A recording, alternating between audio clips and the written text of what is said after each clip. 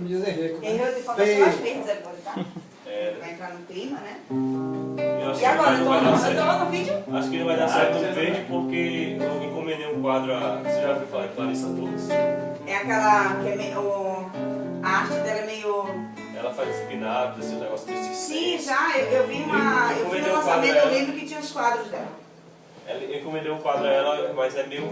Ela vai botar muito tom de vermelho aí, então fica muito colorida essa. De novo? Da sua sala. Ela é enorme, ela tem que ter um quadro junto. Peraí que eu tenho que abrir a letra aqui. É a mesma coisa que Estava à toa da vida, o meu amor me chamou pra ver a banda passar, cantando coisas de amor. A minha gente sofrida despediu-se da dor, pra ver a banda passar, cantando coisas de amor. O homem sério que contava dinheiro parou, o faloleiro que contava vantagens parou, a namorada que contava as estrelas parou para ver, conferir e dar passagem.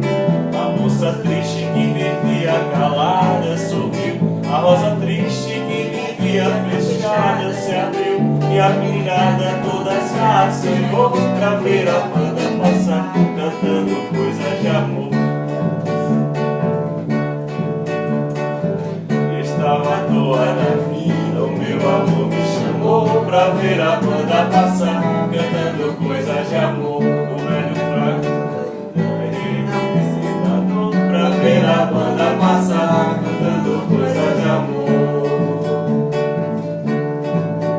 O velho fraco se descendo cansaço e passou, miraculoso pra sair no terraço e dançou. A moça feia debruçou na janela, pensando que a banda tocava pra ela.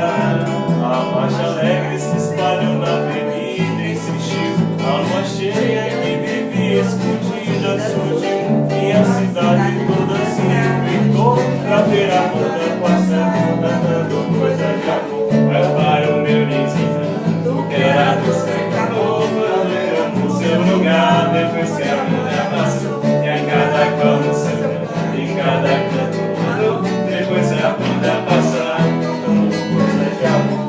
Depois que a banda passar, cantando coisas de amor.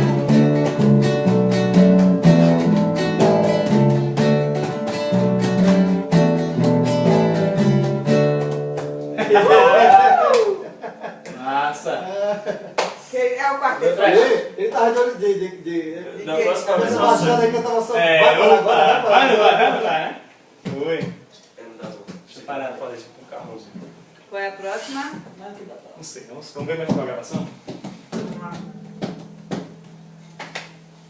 Deu pra eu tocar esse bichinho.